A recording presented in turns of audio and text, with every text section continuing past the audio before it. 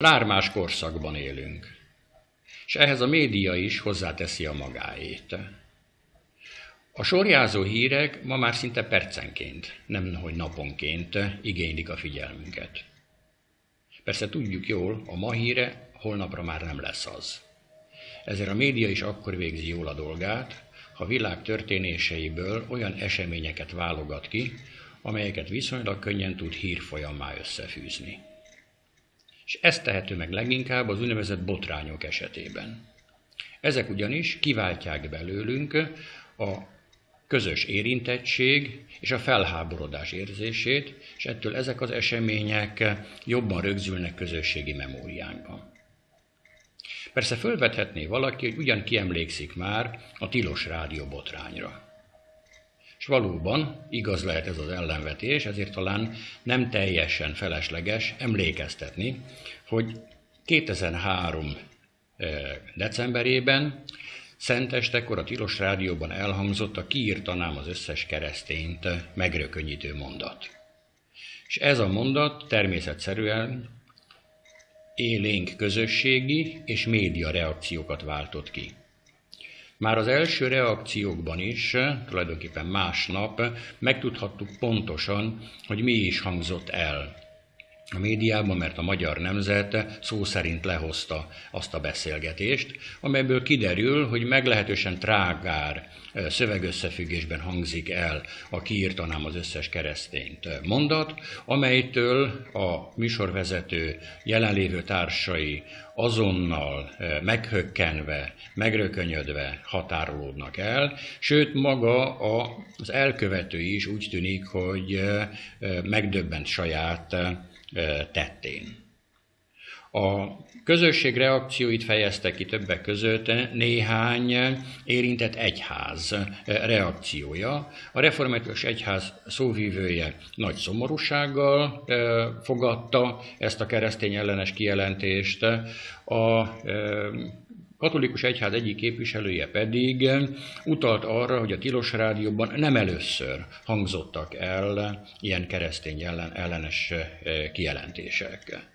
A frissen alakult Jobbik mozgalom azonnal azt követelte, hogy az ORTT bontsa fel a tilos rádió műsorszolgálati szerződését. A Fidesz is hajlott arra, hogy a tilos rádiót be kellene tiltani, és ez az esemény nyilvánvalóan nem csak a médiában, hanem a közéletben is hullámveréseket váltott ki. Az ORTT is elkezdte tárgyalni az ügyet, fölmerült a közösség elleni izgatás gyanújával kapcsolatos rendőrségi vizsgálat, és január közepe táján egy tüntetést is szerveztek a tilos rádió elé. Ez a tüntetés két újabb altémával járult hozzá az úgynevezett tilos rádió botrányhoz. A tüntetés befejezése után néhányan ugyanis ott maradtak még a szerkesztőség előtti utcában, és meggyújtottak egy izraeli zászlót. A zászló égetés hívó szóval leírható közbeszédi téma, ezek után a tilos rádió botrány egy a médiában intenzíven jelenlévő altémájává vált. Nagyon sokan a legkülönfélébb módon és a legkülönfélébb sajtótermékek is foglalkoztak ezzel az eseménnyel. A tüntetés azonban egy másik, harmadik altéma létrejöttéhez is hozzájárult. Néhány héttel a tüntetés után ugyanis Parti Nagy Lajos, aki úgy ítélte meg, hogy az ott elhangzott beszédek egyike antiszemita tartalmú volt, és a közben eltelt időben az Írószövetség nem lépett elég határozottan ebben az ügyben, holott a beszédet az Írószövetség választmányi elnökségének egyik tagja mondta el, bejelentette a szervezetből történő kilépését. Ezek után azt mondhatjuk, hogy a Tilos Rádió botrány tulajdonképpen 3 altémára oszlott szét. Tilos Rádió ügyként emlegethetjük azokat a cikkeket, amelyek a Tilos Rádióban elhangzottakkal foglalkoztak, illetve azzal a kérdés, hogy ezek után a Tilos Rádióval mit kell vagy mit nem kell tennünk. Írószövetség témaként emlegethetjük a Parti Nagy Lajos kilépése utáni témákkal foglalkozó cikkeket, és zászlóégetésként fogjuk a továbbiakban emlegetni az izraeli zászló elégetésével kapcsolatos médiareakciókat. Az Írószövetséggel kapcsolatos témakör lassabban indult, volt, akik már elég gyorsan vitába szálltak Parti Nagy Lajos tevékenységével. Az Írószövetség is elhatárolódott attól, hogy neki véleményeznie kellene egy tagjának közéleti szereplését. Ezt viszont egy újabb jelentős magyar író, Nádas Péter tartotta elégtelen reakciónak, ezért február végetáján ő is bejelentette az Írószövetségből, amely bejelentés ezek után egy intenzív kilépés sorozatot indított meg. Látva a Tilos Rádió ügyet, a zászlóégetéssel kapcsolatos botrányt, valamint az Írószövetség ügyet, a közeli megfigyelőben az az érzés támadhatott, hogy a Tilos Rádió botrány úgy árasztotta el a magyar médiát, mint egy ragályos fertőzés. És ha tényleg ez a benyomásunk, akkor ezt lehet konkrétan elemezni is, és lehet alkalmazni ezek után azt a módszertani eszköztárat, amelyet egyébként más tudományágakban éppen a ragályos fertőzések elemzésre és megragadására fejlesztettek ki. Ezügyben ismert formák és ismert módszerek vannak, amelyek közé csak a legegyszerűbbet említeném, nevezetesen, hogy akár a baktérium tenyészet növekedése esetében a fertőző betegségek terjedésére alkalmazott egyik legegyszerűbb matematikai módszer az S-görbe formáját ölti. Ha tehát intuitív érzésünk helyes volt, akkor a Tilos Rádió botránnyal kapcsolatos médiareakció esetében is S-görbéket kellene keresnünk és találnunk. Ha ennek megyünk utána, és megnézzük a 4 országos terjesztési politikai napilap reakcióját az adott botrányra, akkor azt tapasztaljuk, hogy az ezekben a Tilos Rádió botránnyal kapcsolatban megjelent cikkek kumulatív száma időbeli alakulása tényleg S-görbeszerű folyamatot mutat, vagy legalábbis ez eléggé S-görbe ahhoz, hogy az eredeti hipotézisünket ne kelljen teljesen elvetnünk. Persze, ha részleteiben megnéznénk a témát, és a Tilos Rádió botrányt szétbontanánk arra a 3 altémára, amelyről a korábbiakban is beszéltünk, tehát a Tilos ügyre, zászlóégetésre és Írószövetségre, akkor eléggé váratlan módon az S-görbeszerű folyamatokat talán az egyetlen Írószövetség kivételével, mint a Népszabadságban, mint a Magyar Nemzetben eltűnnek, és csak akkor kerülnek vissza, ha az időbeli horizontját a folyamatnak jóval kitágítjuk, és azt feltételezzük, hogy a folyamat tulajdonképpen 100 nappal korábban indult. Ez a dolog persze felveti egy paradoxon értelmezésének a szükségességét, ugyan hogyan kezdődhet egy folyamat 100 nappal azelőtt, hogy valaki a botrányos mondatot kimondta volna a Tilos Rádióban. A lehetséges megoldás, a lehetséges válasz erre a paradoxonra az lehet, hogy a média még az ilyen rendkívül váratlan és tulajdonképpen elézmény nélküli események esetében is kontextusba igyekszik helyezni ezt az eseménysort, és többé-kevésbé kimutatható, hogy a gyűlöletbeszéd lehet az a kontextus, amely szeptembertől tulajdonképpen egy olyan közbeszédi témát kezd el, amelyik aztán a Tilos Rádióban elhangzottak után tilos rádió botrányként folytatódik tovább. Ez látszik ezen a több mint másfél évet magába foglaló esgörbe-szerű folyamaton. Itt látszik, hogy gyűlöletbeszéd és tilos rádió tulajdonképpen egy közbeszédi dinamikává foglalható össze. És ha már így kiterjesztettük közvetlenül a tilos rádiónak az időbeli hatókörét, akkor fölmerülhet az, hogy az ilyen típusú dinamikai médiavizsgálat is kiterjeszthető tematikailag és időben is, és erre adott alkalmat a 2004. decemberi kettős állampolgárságról szóló népszavazás.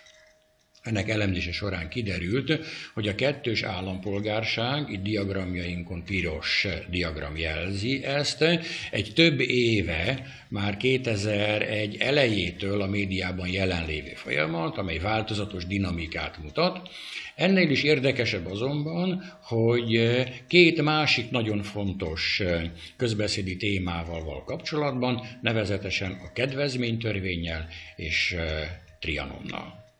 Trianon, mint közbeszédi téma, pedig annyiban járulhatott hozzá a médiadinamikai vizsgálat kiterjesztéséhez, hogy egy új dinamikai típus megjelenésének tekinthető, és ez lehetővé tette, hogy tovább lépjünk egy médiadinamikai tipológia megalkotása irányába.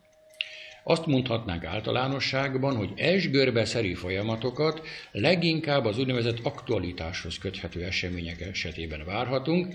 Ezek közül is a legizgalmasabbak és ideáltipikusabbak azok, amelyek ismert kerek évfordulókhoz kapcsolódnak, például az 1956-os forradalom 50. évfordulójával kapcsolatos magyarországi sajtóreakció egy elég jól kivehető és kirajzolódó esgörbe-szerű folyamatot követ. Trianon azonban egy más típusba esik. Azt látjuk, hogy a Trianonnal kapcsolatos média reakciót leíró görbe egy lineáris egyenessel ábrázolható, ami tulajdonképpen azt jelenti, hogy ennek a közbeszédi témának nincs aktuális ideje, tulajdonképpen a magyar médiában egy meghatározott időintervallumon belül mindig ugyanolyan intenzitással van jelen. Az ilyen típusú közbeszédi témákat éppen ezért örökzöldeknek neveztük, és örökzöldnek tekinthető a hazugság közbeszédi témája is 2006 őszét megelőzően. Egy másik nagyon izgalmas és nagyon fontos médiadinamikai típusba tartoznak azok a közbeszédi témák, amelyek valamilyen szenzációhoz vagy botrányhoz kapcsolódnak. Ebben az esetben a média reakció, a botránnyal, szenzációval kapcsolatos megjelent cikkek egy szinte a semmiből előtörő görbével jellemezhetők, ahogy ez látszik itt a New York-i terrortámadás kapcsán is, a New York Times-ban megjelent bizonyos cikkek kapcsán. A semmiből törnek magasra ezek a cikkek az olasz liszkai botrány esetében, és egy idő után csengenek le. A meglepő az, hogy ugyanezt a dinamikát figyelhetjük meg a hazugság közbeszédi téma esetében az összödi beszéd napvilágra kerülését követően. A hazugság tehát, mint közbeszédi téma, arra egy izgalmas példa, hogy egy téma dinamikája örökzöldből egy másik típusúvá, szenzációvá válhatott, ahogy ez a Magyar Nemzet esetében, a Népszabadság esetében is jól kivehető, és még jobban látszik, hogy egy kicsit az időbeli intervallumban erre rázummolunk. Előfordulhat persze, hogy az ilyen örökzöldből szenzációval átváltozó médiadinamika nem csak a dinamikában hoz újdonságot, hanem a közösségi reakcióban is. A szenzációk, botrányok ugyanis mindig érzelemmel járnak együtt, többnyire a felháborodás érzetét váltják ki a nézőből és hallgatóságból, így ez a dinamikai váltás az adott közbeszédi témához való közösségi viszonyulásunkat is megváltoztatja. A dinamika azonban nem csak ebben az irányban változhat meg. Látszik, hogy ez az érzelmi hullám az, amelyik végül is magyarázza 2006 forró magyarországi belpolitikai őszét, amely magába foglalva az 56-os forradalom 50. évfordulóját tulajdonképpen előzmények nélküli időszaknak tekinthető a rendszerváltozás utáni Magyarország történetében. Nem csak az örökzöldek változhatnak azonban adott esetben szenzációvá, bekövetkezhet ennek a fordítottja is, szenzációból is lehet örökzöld, ahogy ez történt például az olasz liszka közbeszédi téma esetében. Ez ugyanis, miután a téma megszűnt szenzáció lenni, márpedig minden szenzációval bekövetkezik az, hogy amint elmúlik a megrökönyödés, felháborodás, érzelem, akkor a dolog szenzáció jellege megszűnik, de ez a tilos rádióval ellentétben olasz liszka nem került ki a közbeszédből, hanem dinamikai értelemben örökzöldé változott, tartalmi értelemben pedig bizonyos a szenzációt követő események, koncertek, perek, tárgyalás kezdetei, tárgyalások évfordulója, elsőfokú és másodfokú ítéletek fenntartották ennek a közbeszédi témának a jelenlétét a médiában, és megváltozott a státusza és a jellege is.